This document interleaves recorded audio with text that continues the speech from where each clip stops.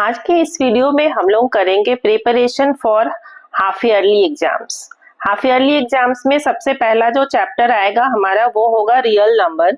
Real number के board exams में 6 marks के क्वेश्चंस आते हैं, ठीक है। और इसको अभी हम प्रिपेयर करेंगे इस वीडियो में, और जैसे जैसे आगे जाएंगे तो उसमें नेक्स्ट जो होगा हमारा वो polynomials, linear equations, quadratic and triangles के प्रैक्टिस करेंगे। अगर आप में से किसी का इसके अदर देन भी कोई चैप्टर आ रहा है तो please right it in the comment box so that कि मैं उसका भी रिवीजन करवा दूं आपसे। जितने मैं क्वेश्चंस इसमें दे रही हूं वो श्योर है कि अगर आप उतना कर लेंगे तो आपका कुछ नहीं रह जाएगा।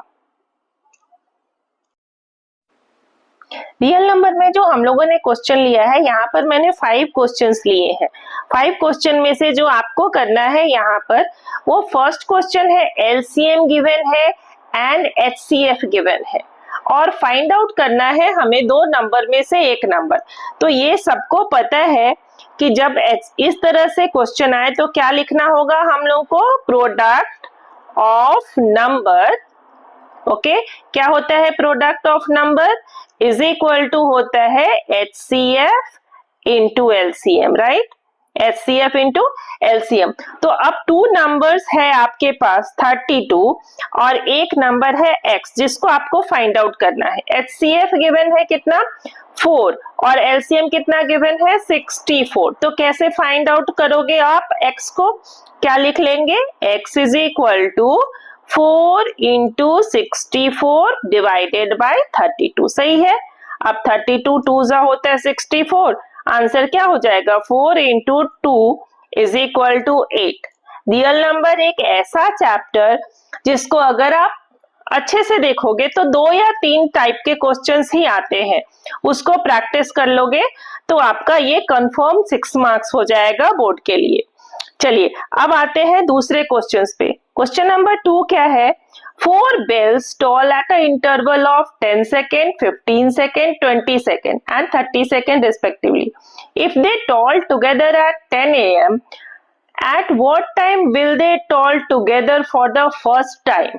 तो यहाँ क्या है, एटलीस्ट कितने टाइम के बाद, एटलीस्ट कितने टाइम के बाद मतलब क्या कि यहाँ आप एलसीएम फाइंड आउट करोगे। यही ध्यान रखना है कि किस क्वेश्चन में एलसीएम और किस क्वेश्चन में एचसीएफ फाइंड आउट करना है, ठीक है। तो यहाँ क्या क्या सेकंड गिवन है आपका, 10 सेकेंड, फिर है 15 सेकेंड, फिर है 20 second and then 30 second, right. कुछ नहीं करना है, सिंपली इसका आपको एलसीएम फाइंड आउट कर लेना है, ठीक है। पहले 5 से कर लो, 5 2 जा 10 because all the numbers are divisible by 5, तो पहले 5 से आप स्टार्ट कर सकते हो। 5 2 जा 10, 3 जा 15, ओके ना, 4 जा एंड 6 जा, सही है। अब देखो 2 से 1, 3 तो 3 ही रह जाएगा, 2 एंड ये 3, ठीक है। अगेन 3, जब तक कि या तो एक प्राइम नंबर नहीं रह जाएगा या फिर 1 ना आ जाए, ठीक है। 1 2 एंड 1, ठीक है। अब ये सिंगल है तो इससे कोई फर्क नहीं पड़ता है, ओके। तो अब क्या हो जाएगा आपका एलसीएम इज इक्वल टू, ठीक है, एलसीएम इज इक्वल टू सारे नंबर को मल्टीप्लाई कर लो, 5 2 3 एंड 2 को, ठीक है। तो यहाँ लिख लेंगे हम लोग 5 into 2 into 3 into 2 is equal to कितना हो जाएगा 60, और ये क्या है सेकेंड, ठीक है। तो 60 सेकेंड को आप क्या लिख लोगे 1 मिनट, ठीक है। तो इज इक्वल टू क्या हो जाएगा 1 मिनट। तो देयरफॉर अब 10 AM में जब बेल रिंग हो रहा था तो यहाँ पर नेक्स्ट टाइम क्या हो जाएगा, देयरफॉर आंसर हो जाएगा आपका 10, ठीक है, आफ्टर 10 01 AM, करेक्ट है, सबको समझ में आया, ओके। चलिए अब ये क्वेश्चन नंबर 3 है जो सबके लिए, एक तो ये क्वेश्चन आएगा ही आएगा एग्जाम में, ठीक है। क्वेश्चन नंबर 3 है हमारा कि prove that root 5 is an irrational number. अब रूट 5 को इरेशनल नंबर प्रूव करने के लिए हम लोग इसको लेट रैशनल नंबर लेकर के और फिर कॉन्ट्राडिक्टरी से प्रूफ करेंगे। तो क्या लिख लेंगे, let √5 is a rational number. सही है, रैशनल नंबर। ओके ना। अब अगर ये रैशनल नंबर है तो a बाई बी के फॉर्म में लिखेंगे, तो जहां a एंड b क्या होना चाहिए, को prime number. Okay, so we can write √5 is equal to a by b where a and b are co-prime number. Okay, a and b are co-prime number, right? Okay, अब by squaring both side, ठीक है, squaring both side. Okay, अगर आप squaring करोगे both side तो ये क्या हो जाएगा, √5 square is equal to a by b का होल स्क्वायर। ठीक है, और इस तरह से हम लोग लिख सकते हैं कि 5 is equal to a square by b square लिख सकते हैं।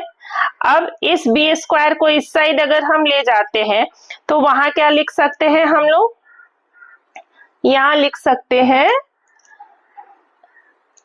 5b square is equal to a square. ठीक है, अब देखो तो 5 क्या हुआ, फैक्टर हो गया a स्क्वायर का। अगर ये 5 a स्क्वायर का फैक्टर है तो ये किसका फैक्टर होगा, a का भी फैक्टर होगा। ये हमारा हो गया 1 इक्वेशन। ठीक है, यहाँ की क्या लिख सकते हैं हम लोग, as 5 is a factor, 5 is a factor of a square, it will be factor of a also, right? ठीक है, अब अगर यहाँ a का भी फैक्टर हो गया, अब देखो लेट, तो ये तो पहला हो गया हमारा। अब क्या लिखेंगे कि लेट, ठीक है, a is equal to 5c, ठीक है, where c is a positive integers, c is क्या है, positive integers, right?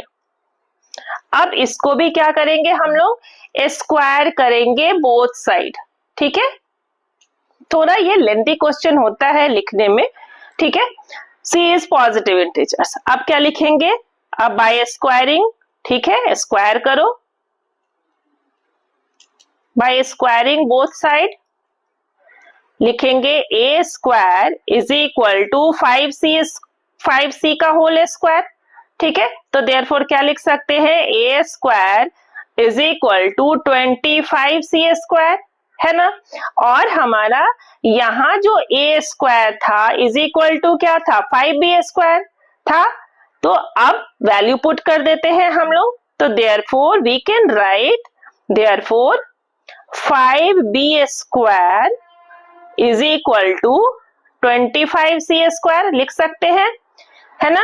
अब तो b square is equal to क्या हो जाएगा, 25c स्क्वायर डिवाइडेड बाय 5 होगा। 5 से इसको डिवाइड कर दो, ये हो जाएगा 5, तो इज इक्वल टू क्या हो जाएगा, b square is equal to 5c square. अब देखो 5 इसका भी फैक्टर हो गया b का। ठीक है, तो नाउ वी कैन राइट कि 5 is the factor, 5 is the factor of b। ठीक है, 5 क्या हो जाएगा, इससे फैक्टर हो जाएगा b का भी। ये हो गया इक्वेशन 2। ठीक है, अब हम लोग लिख सकते हैं कि फ्रॉम इक्वेशन 1 एंड 2, है ना। अब यहाँ क्या लिख सकते हैं, कंट्राडिक्टरी है उसको प्रूव कर दो। ठीक है, so here you can write कि फ्रॉम 1 एंड 2, ठीक है, from 1 and 2 we find that a and b both have a common factor 5. We find that a and b both have common factor, right? Common factor 5. तो therefore they are not co-prime number, hence root 5 is a irrational number. तो यहाँ क्या लिख सकते हैं, hence root 5 is an irrational number. सही है, irrational number. Okay ना। अब देखते हैं क्वेश्चन नंबर 4. क्वेश्चन नंबर 4 क्या है कि find the largest number that divides 398, 436, 542 leaving remainder. जब भी ऐसा क्वेश्चन हो डरना नहीं है, बहुत ही इजी क्वेश्चन है ये. ठीक है, क्वेश्चन नंबर 4 यहाँ पूछ रहा है क्या, लार्जेस्ट नंबर हमेशा याद रखेंगे HCF, है ना, कि क्या कॉमन है लार्जेस्ट, तो वो हो जाएगा highest common factor, that is HCF. और लिविंग रिमाइंडर, पहला नंबर क्या है 398 और उसमें से क्या सब्ट्रैक्ट करोगे 7, तो 398 7 क्या हो माइनस क्या हो जाएगा 391. ठीक है, सेकेंड नंबर क्या है 436, तो 436 और रिमाइंडर क्या चाहिए वहां 11, तो ये माइनस करोगे तो ये क्या हो जाएगा 425. ठीक है, और थर्ड नंबर गिवन है 542, उसमें से माइनस कर लो 15.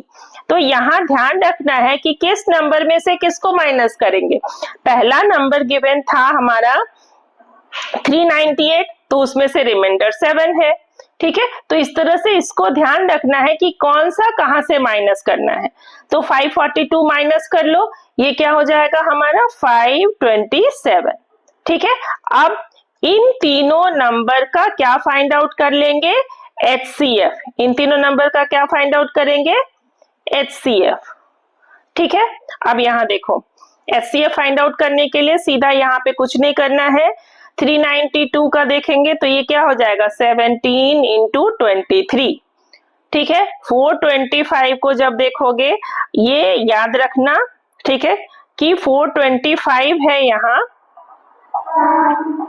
तो इसका फैक्टर निकालेंगे, फैक्टर देंगे तो ये क्या हो जाएगा 5 इंटू 5 इंटू 17. ठीक है, और 527 है तो इसका फैक्टर क्या हो जाएगा, ये भी हो जाएगा यहाँ पर हमारा 17 इंटू 31.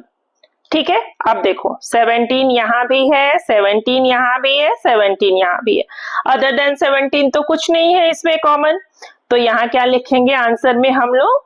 ठीक है, देयरफॉर 17 इज द नंबर. ठीक है, यहाँ जो आंसर हो जाएगा वो क्या हो जाएगा 17. क्लियर है. अब ये जो क्वेश्चन नंबर 5 है ये आपके लिए है.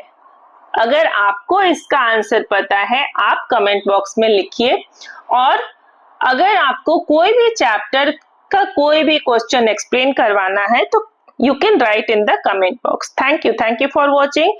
Please like and subscribe.